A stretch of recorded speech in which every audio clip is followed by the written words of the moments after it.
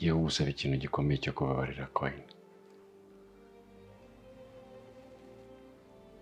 Ugiye kwemera mu bandi umwaka umwe wonyine.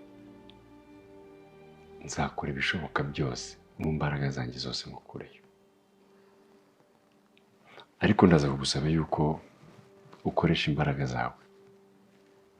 Ntuzemere kubana nawe mu cyumba kimwe kugira ngo nibura hatagira ibirwara gutera. Gusa nanone wibuke yuko intwaro uzaba ufite ari imwe yonyine. Imwe yonyine ni telefone yawe. Ugomba kuzayikoresha ugafata ibimenyetso byose bishoboka, yaba amajwi yaba amashusho. Ibyo ngibyo bizadufasha kugira ngo nibura dutere ubwoba gabana, kuko yabura ijambo mu gihe abantu bamenye yuko umuhungu we yasenye. Ibyo ngibyo bizadufasha, ariko ntitugire igihombo kingana gutya.